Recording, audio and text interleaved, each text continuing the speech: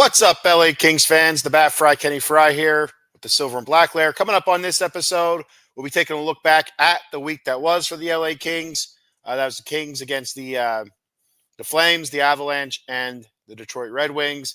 We'll take a look ahead. We'll look at some stats, standings, and whatever else you guys want to throw out there. I'll return in 44 seconds. Don't go anywhere. All right? Don't go anywhere. I'll be right back.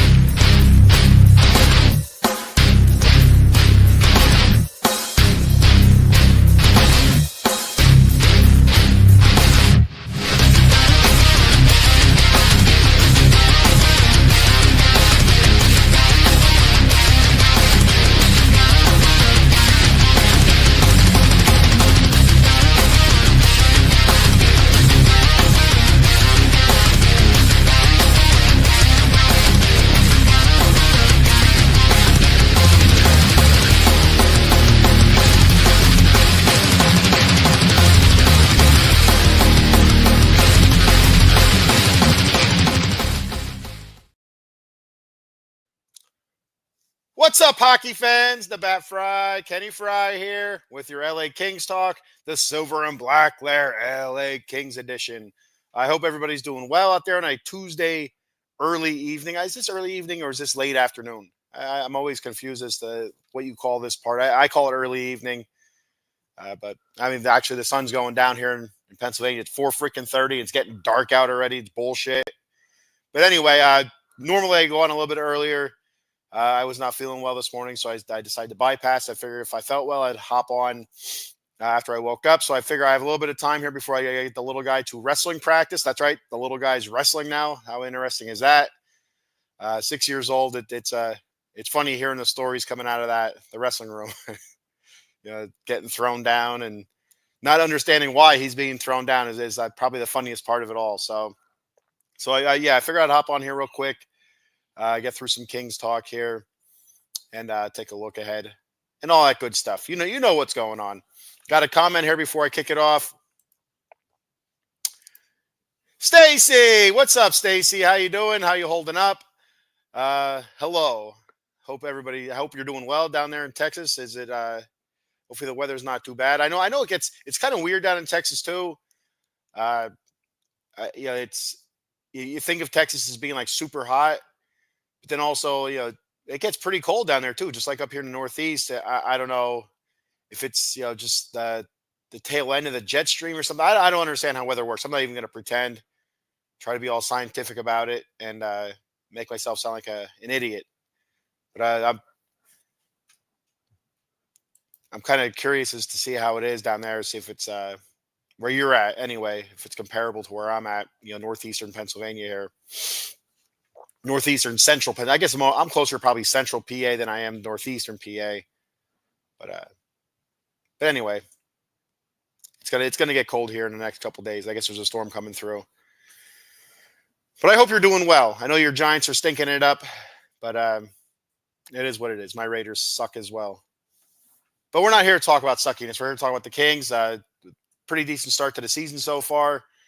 Knock on wood. And hopefully they can keep it going. So with that in mind, I'm going to go ahead and kick it off to this past week's games. And last Monday, they went to Calgary to face the Flames. They had a couple away games before they came back home. They went to Calgary, then Colorado. Then they were home against the Red Wings.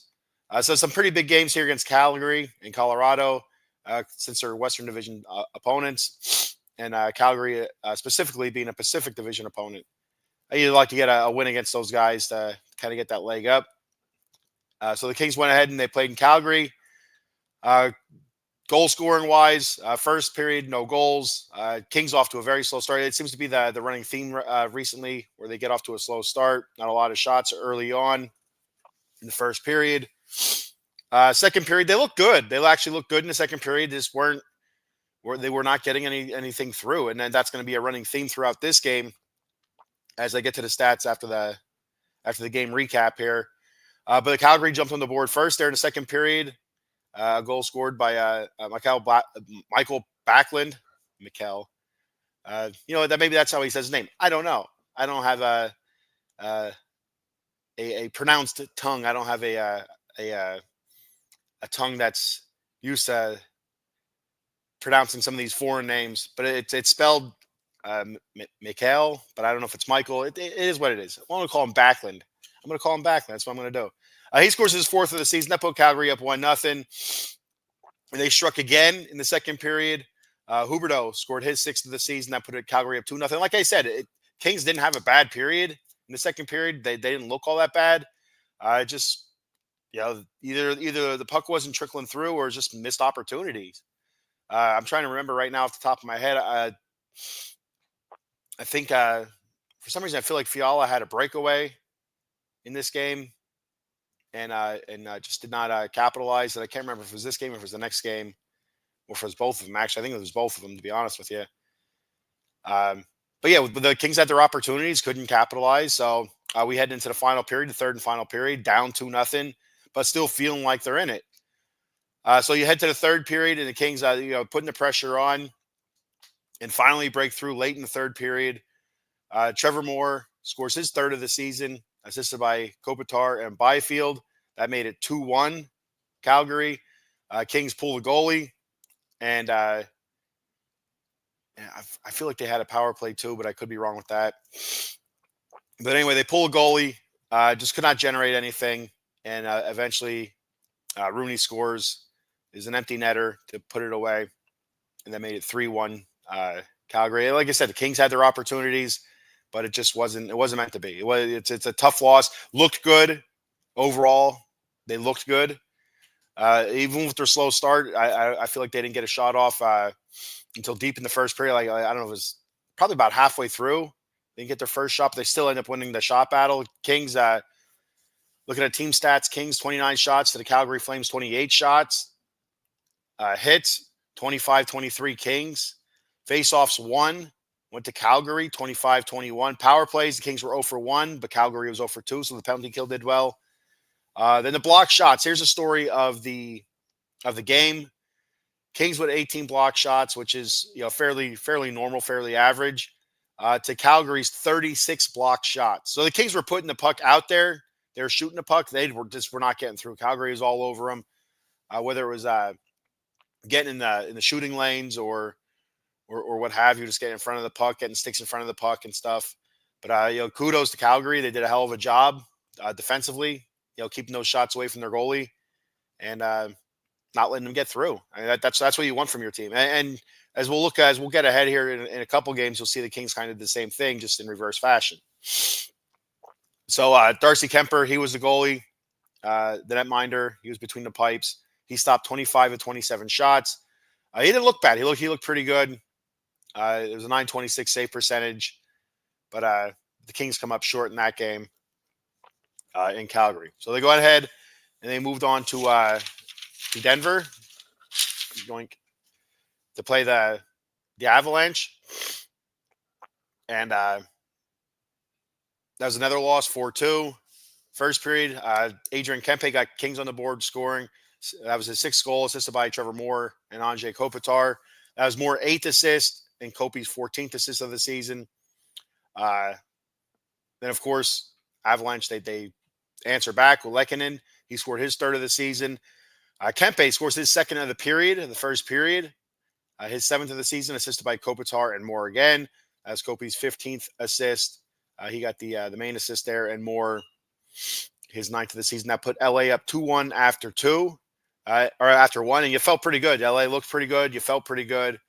Went into the second period, and it has died. They absolutely died watching it. I watched it back, and it just was it wasn't good after that. Sorry, excuse me. And it wasn't good after that. It was rough. They didn't look good at all. They looked slow. They looked sluggish. They were outplayed. They were out hustled, I thought. And I don't know if it was just the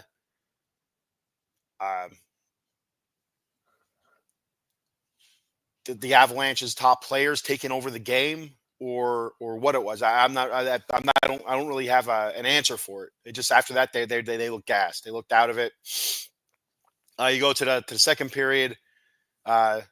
Rantanen, he tied it up with his 10th goal of the season, 2-2. So going even after that, even after a rough second period, going into the third period, the Kings, it's tied. They're still in this game, And again, like I said, it just they had nothing, no answers. Rantanen scored his 11th of the season, made it 3-2 Colorado, and then he gets the hat trick with an empty netter, his 12th of the season, made it 4-2, and yeah, it was a bummer. It was a real bummer. Like I said, the way they started off, getting that 2-1 lead, all sorts of momentum. It felt like going into the second period, and just dissipated. It actually they came out flat, and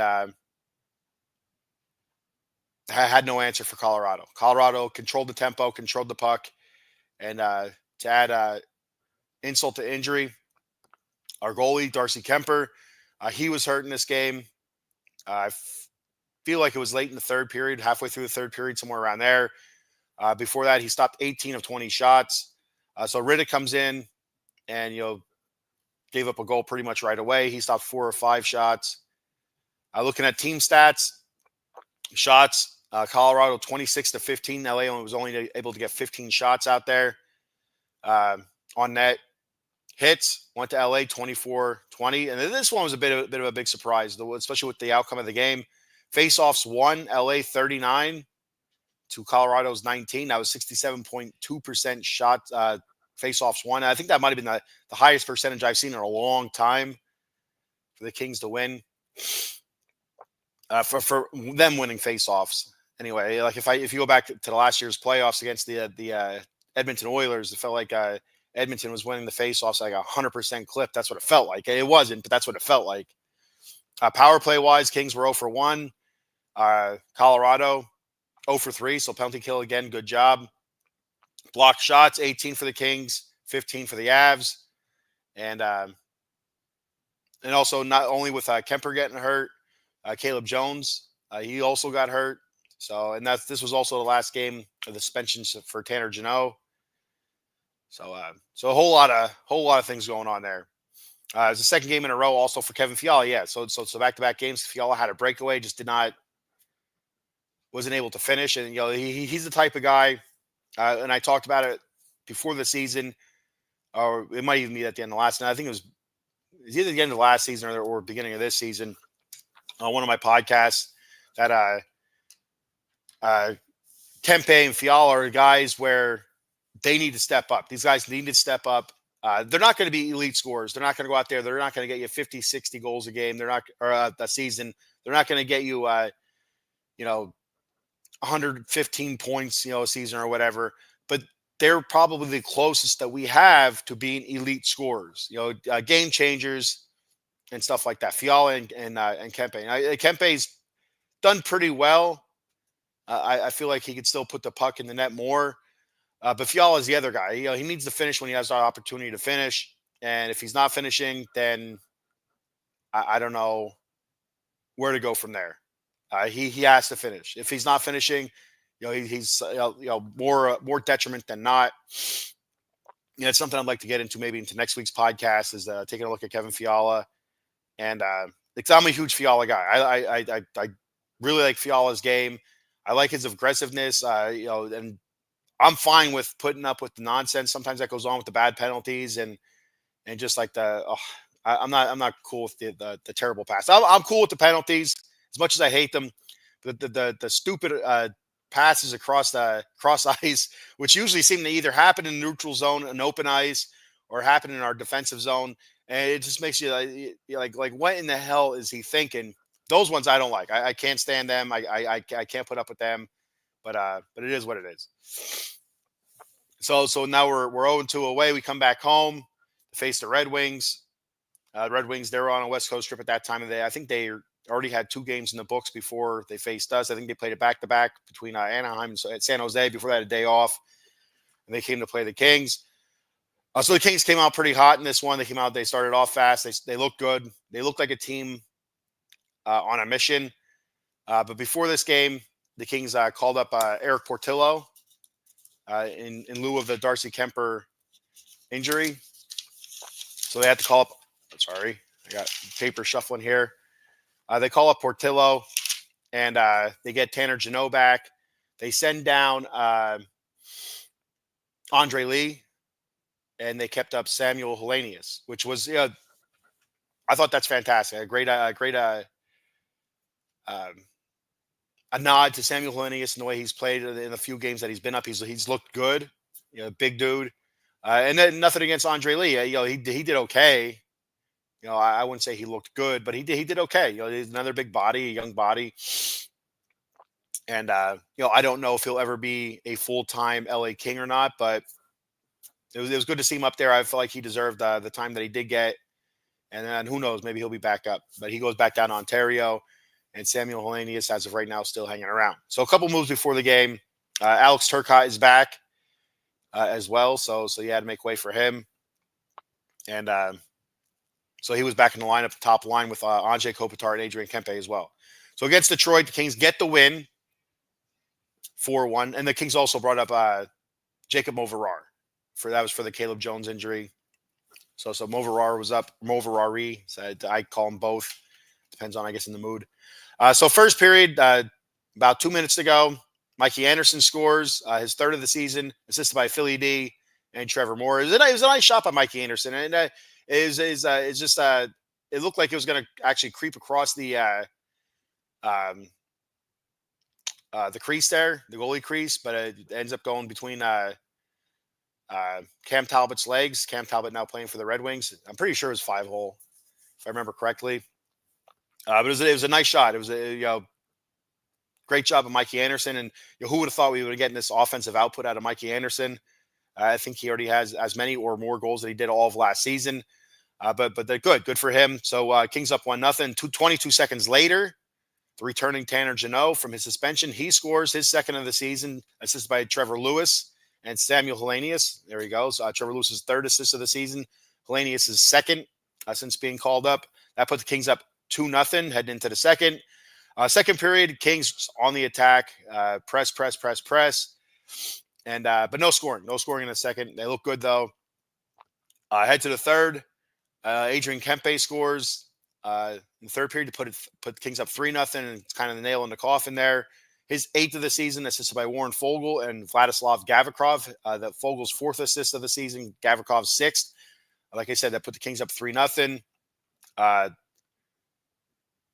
David Rittich at that point had the shutout going, but not a whole lot of work for Rittich. He did have a couple really good saves throughout this game, as much as little work as he did have. But the Kings absolutely controlled this game. Detroit pulls the goalie. Dylan Larkin, he ends up scoring, breaking up that shutout. And that's his 10th of the season. But Adrian Kempe puts away the game again with an empty netter. His 9th of the season, assist by Kopitar, his 16th assist. And Trevor Lewis, his 4th assist of the season. And like I said, David Rittich, not a whole lot of action in the game, but made the stops when he had to. And there was a couple pretty good stops. Kings defense was outstanding, I thought. Sticks in the lane, bodies in the lanes. Just we're not letting anything get through. And just say really stifling Detroit. The one thing I did notice, if you go back and look at the shot chart, I guess is what you would call it. And it's one of the things I looked at on ESPN when I was writing down all these all my notes here. Was the shot chart is now this is a guess. This is purely a guess. I would say probably 80% of the shots that Detroit end up taking or had to take came deep, not deep, just inside the blue line. A lot of the shots that were pretty far away outside the face-off circles, the dots, whatever the hell you want to call them. They weren't down close. They did have a few down close, close to the goalie. But for the most part, they were taking a lot of long shots, a lot of long looks, and they just were not getting through. Kings were getting in the way of them, blocking them, doing a great job protecting their goalie. And, kudos to that defense. Kudos to the Kings on that one. A very, very good game. Way to start off a bit of a homestand here. I think they have a 7-game. I think it's a 7-game homestand or something like that. I'll take a look at it here real quick. But I know they're in Southern California for a while. I don't know if they're all home games, but they do play the Ducks and the Sharks, I believe, away. But it's all, the Ducks game is basically another home game for the Kings. So looking at stats, Riddick stopped 17 of 18 shots, his .944 save percentage. Shots on goal went to LA 41-18. That's, I think, probably the most shots the Kings have had this season. I could be wrong with that, but it's a buttload of shots. And compared to what the amount of shots Detroit had on net, that made it two net. Uh, the Kings more than doubled it. Hits went to Kings 26-22. Face-offs went to the Kings 38-30, doing a much better job in the face-off circle. Power plays. Detroit, nothing. No power plays for Detroit. Kings had one power play. They were 0 for 1. And here was the what I talked about earlier, how the Kings had a ton of their shots blocked against Calgary. You go ahead and you fast forward to here against Detroit, and the Kings did the same thing to Detroit. 31 block shots for Kings and 11 for Detroit. Great job there for the Kings. One thing to note from this game was Alex Turcotte. He did come back this game, and he was pulled during the second. I think it was the second period. Might have been late second, midway through the second or whatever. I was watching the game, and you could hear the broadcasters mention a bunch of times that Turcotte hasn't been out for the last couple shifts. What's going on? They're not sure. Is he benched? Is he hurt? Is there something wrong? He was still on the bench, so you had to figure if he was hurt. It wasn't that serious, but he wasn't in. But after the game, Hiller was asked the question, Coach Jim Hiller, and he did say that Turcotte was on a minutes restriction. So that makes sense. Bringing him back from an injury, an upper body injury. You don't know the specifics of it. At least I don't know the specifics. I don't know the specifics of it, but on a shot count, so or on a minutes count for on ice time. So I get it. Kind of wean him back in. I'm good with that. But overall, great win for the Kings. Good job there, and good stuff. So looking ahead, the Kings coming ahead here. I don't know if I actually wrote it down or not.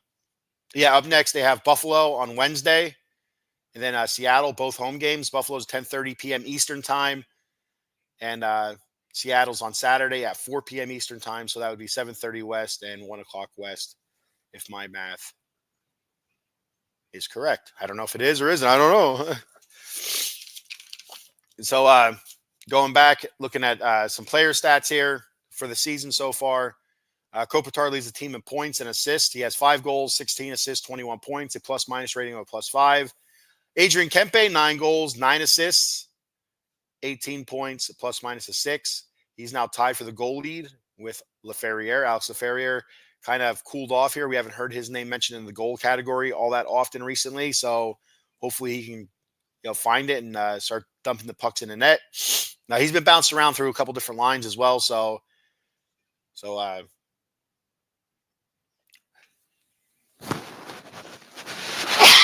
sorry, I'm sneezing right into the microphone. I forget that I have this. I got a new headset. I'm trying different things for audio reasons, and unfortunately, I just sneezed right because I'm not used to the mouthpiece right here, and I'm touching it and banging the shit out of it. So if you're listening to it, you're like, "Oh my god, what's he doing?" I apologize. My bad. Laferriere, 9 goals, 6 assists, 15 points, plus-minus of 7. Brant Clark. We haven't heard his name mentioned a whole lot offensively, with assists or goals. Recently, 2 goals, 11 assists, 13 points, plus-minus of 1, +1. Trevor Moore, we're starting to hear his name more often. 3 goals, 10 assists, 13 points, plus-minus of 2, +2. Kevin Fiala, 7 goals, 5 assists, 12 points, a plus-minus of -6, which is getting better. For Fiala. If you follow this show, I do this every week. And just 2 weeks ago, I think he was double digits in the plus-minus. I think it was like plus or -11, 10, 11, down to -6. Getting better. His line is getting better. He's on lines that are scoring more. If you don't know what plus-minus is, if you're on ice when your team scores, that's a plus. If you're on ice when your team gives up a goal, that's a minus. So it's a stat I think that's being used less and less. It seems like as the years go by, but I've been a hockey fan since the early '90s, late '80s, early '90s, and plus-minus rating, I'm just what I grew up with. Philly D, Philip Denault, 1 goal, 9 assists, 10 points, a plus-minus of +3. Warren Fogle, who I think is having a terrific season for the Kings so far. Great pickup in the offseason from the Oilers. 6 goals, 4 assists, 10 points, a plus-minus of +7. He's done a great job. He's created opportunity. Extremely noticeable when he's out on ice, with a check, with his checking, forecheck, back check, all the good stuff. just battling in the corners for pucks and stuff. Warren Fogle seems to be everywhere good right now. It feels like he's doing everything right. Really digging Warren Fogle on this team. And finally, Quentin Byfield, 2 goals, 7 assists, 9 points, a plus minus of -1. I need to get Byfield going. If the Kings want to do anything this season, I mean anything, Quentin Byfield has to get going. I mean, Trevor Moore has to get going too. You got 30 goals from him last year, but Quentin Byfield absolutely, positively has to be the one to start ramping it up. If the Kings want to do anything this season, if they want to even sniff the playoffs, it's going to be because Quentin Byfield got his shit together and figured it out. So hopefully he figures it out.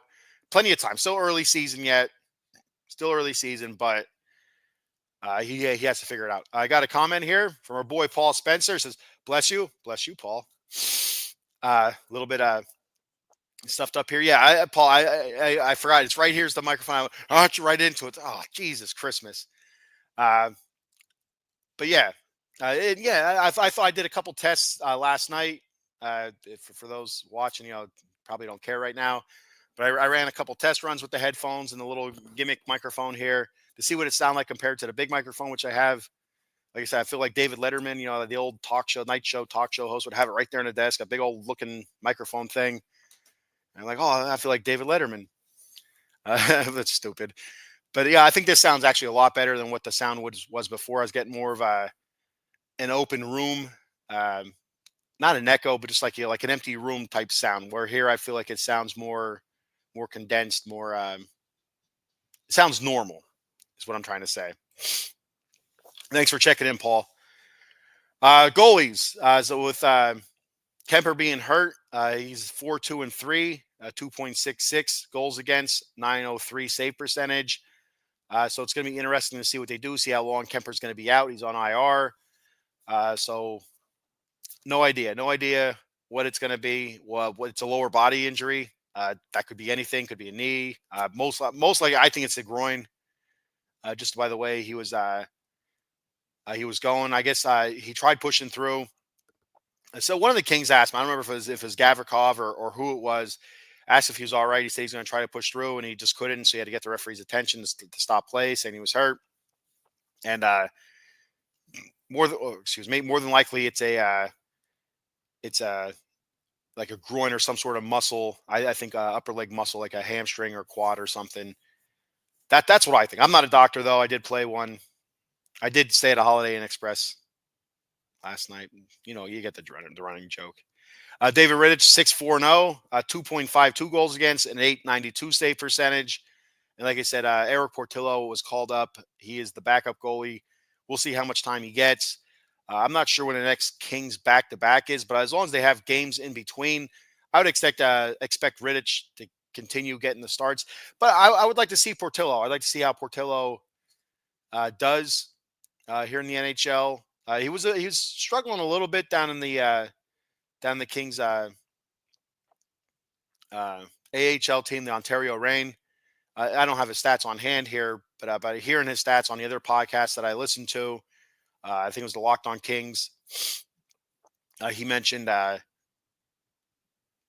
Portillo's stats. Portillo was out earlier in the season for illness, lost some weight and stuff, but he came back, and his save percentage is like in the eights, somewhere like an 880, 890 as well. Goals against were either high twos or low threes. So not great this year down with Ontario, but again, coming off illness or injury, whatever it was. But he's our future in net, so we'll see what happens. See if he gets any time, see how long Kemper's going to be out. And I like to see him get some time. I really would. All right. Especially at home with a little bit of a home stand. It'd be nice to see him get in front of the home crowd. Maybe they get behind him and they can help him out a little bit. So looking at your standings in the Pacific Division here, leading the way right now are the Vegas Golden Knights, 11-5-2 with 24 points, a goal differential of plus 15. The Kings are in second place, 10-6-3, 23 points with a goal differential of plus 6. Followed by Vancouver, 9-5-3, 21 points, goal differential -1. Calgary, 9 wins, 6 losses, 3 overtime losses, 21 points, -2. Edmonton, 9, 8, and 2, 20 points, a negative 10 goal differential. Seattle, the Kraken, who we will be seeing this week. I believe that's Saturday's game. They're 9, 9, and 1 with 19 points, a goal differential of 0. Anaheim 7, 8, and 2, 16 points, goal differential of negative 9. And San Jose sitting in the basement all by themselves in the cobwebs in the dark with the mice and the drippy pipes. They are 6, 10, and 4 with 16 points, a negative 21 goal differential for the San Jose Sharks. And we did lose to the Sharks this season, so that's ugly there. Overall in the West, the Kings are sitting in fourth behind Winnipeg. Winnipeg's 15, 3, and 0. Winnipeg has lost 2 in a row. So there, Paul, if you're still watching, remember you're saying you're bet on Winnipeg every game. They're starting to come back down to earth. Minnesota, second, 11, 3, and 3. Then you have Vegas sitting third, 11, 5, and 2. And like I said, the Kings sitting fourth, 10, 6, and 3. And the Kings right now are overall in the NHL in 10th place, whatever that means. And so, like I said, up next we have Buffalo on Wednesday. That's at 10:30 Eastern time. Saturday versus Seattle. That's 4 p.m. Eastern time. Looking at some team stats here. The Kings are 14th in the league for goals for per game at 3.21. Need to do a better job there.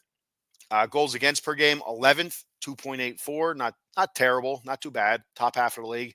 Power play percentage, 26th, 15.5%. That's awful. Need to do a much better job. Didn't have a power play goal at all this week. And conversely, Kings are 16th in the league in the penalty kill, getting better. That's at 80.3%. They also did not give up a power play goal. So that's good stuff there. Shots per game, they're 16th, 29.4. Shots against, they're second, 25.2. Doing a great job there, not letting the puck get to the net. Face-offs, 13th at 51.2%. Getting better. Getting better. If you follow this show, you know I do this every week. And the face-offs won. I think we were in the 20s before. Working our way up to 13th. And everybody's so close, actually. So it could be just a good week, and they jump them up or whatever. But still, trending in the right direction there. So that's what I have there. So my thoughts on this past week. My final thoughts here, like I said, it's a quick episode here. I have some stuff going on. Gotta get the boy to wrestling practice. Girls that both have basketball. Lots of family stuff to do. So some final thoughts here before I duck out. The one things the Kings need to absolutely 100% do if they're gonna be successful at all this season is not only get Quentin Byfield involved in any way they can, whether that's taking him out of center, moving him back to wing, or whatever. He needs to be involved. They need to get more power plays. And to get more power plays, you got to get down in front of the net. You got to press the net. Basically, what it is, you got to press the net. Press the net. Work those slashes. Stuff like that. That seems to be a lot of it. A lot of your penalties come from slashes. Where the other teams slashing at the stick, trying to get the puck off the stick and stuff, and knocking the stick out of the hand or whatever. That seems to be the most of it. And you do that by pressing the net, by pressure, and they're not doing it right now. They're not pressing the net. They are getting guys in front of the net, but what it seems like whenever I watch a Kings game, and I don't get to watch every Kings game. I do listen to most of them, and watch. I do see, for the most part, I do see parts of every game, but to sit there and watch a whole game, I don't get to see every single one. But the games I do get to watch, I always feel like the Kings settle. They'll pass around. Great puck movement. They'll move it around the ice, back and forth. Then they take the long shot. They'll have one or two guys in front of the net, take the long shot, which is all right, because you're looking for deflections, you're looking for rebounds, you're looking to screen the goalie, anything. They scored a lot of goals that way this year. But they're not taking the puck to the net. They're not driving, I felt like. And I could be way off on this. I'd be way off. I'm not really sure. But I just feel like they're not driving to the net enough to force those penalties, to get yourself those advantages. I mean, just looking back this week, what do we have? Like two power plays, I think. That was it. Let me scroll back here real quick. Against Calgary, Kings had one power play. Against Colorado, one power play, and against Detroit, one power play. Three power plays out of 3 games. That's what you should be getting per game. So they're not committing many penalties either. But you need to draw those penalties. You need those opportunities, those extra skater advantages, and you need to take advantage when you do get them. So that's one of my thoughts there. Uh, Great to see Turcotte back. Super excited to see what he can do back up with that top line. It seems like the top line, Kempe and Kopitar, they look younger with Turcotte in there. Turcotte's not, killing it like, stat wise or whatever when he is in there, but those guys are. And it just feels more energized when he's there with Kempe and Kopitar. And you have Kopi working the back of the net, working down bottom. And then you have Turcotte circling in front of the net, and you have Kempe working out by the circle. It's exciting when those three guys are out there together. It is exciting. Just looking a quick stat here. You know the one stat that's kept by I'm trying to remember the website now. I can't remember what the hell it's called. But anyway, it's unblocked shot attempts. So shot attempts that aren't blocked that make it to net or make it close to net. When Turcotte's on ice with Kempe and Kopitar, they have their shots are going unblocked 58.62% of the time. When it's Kempe, Kopitar, Byfield, it's only 48%. And then with Laferriere, Kempe, Kopitar, Laferriere, it's 43%. It's even lower. So Turcotte out there, they're getting pucks through. And you do that with movement, puck movement, great, quick, fast puck movement, knowing where each other are, and stuff like that. So it's something that's just one little stat to look at, and I thought it was a good stat. It kind of tells you what they're able to do when they're together. So hopefully we can see Turcotte not on minutes restrictions tomorrow against Buffalo. Hopefully he's 100% go and he's out there the whole game. So, all right. So before I get out of here, I gotta give a shout out to our sponsors, of course, for Out of the Box Sports. Our sponsor, Jason Fine, attorney, Big Al. You reach Big Al, 1-800-HURT-123. That's 1-800-HURT-123. Jason Fine specializes in motor vehicle accidents, slip and falls, workman's comp, and personal injury claims. He has 3 office locations conveniently, I tell you, located throughout Pennsylvania and New Jersey. His office in New Jersey is located in Cherry Hill on 3 Greensward Lane. His phone number there is 856-209-5258. In Pittsburgh, his office is located at 500 Grant Street, Suite 2900. The phone number there is 412-365-8151. And in Philly, his offices are located on 1628 JFK Boulevard, Suite 2120. The phone number there is 267-888-2980.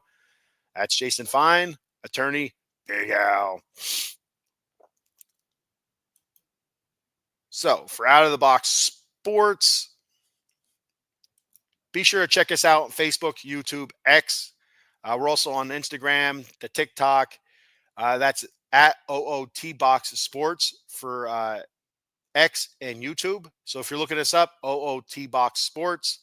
Out of the Box Sports Entertainment on Facebook, Instagram, and TikTok is at OOTBox Sports as well. Give us a like, follow, subscribe. Shout at us.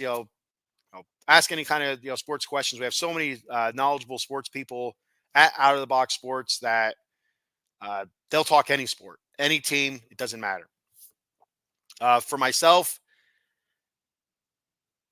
you want to help me out a little bit, I'd appreciate it. Head on over to www.w.gg. Visit WEnergy.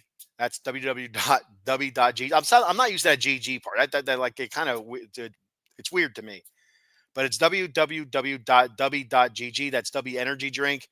Check out their products. I enjoy their energy drink. I like it. Use the promo code The Bat Cave. It's all one word. The Bat Cave. That's The Bat Cave. All one word. Use that promo code for 10% off your order. Get yourself, their hydro packets, shaker. They got T-shirts. They got energy drinks, energy drink tubs. They sell it by the can as well. Check out all their products and help a brother out.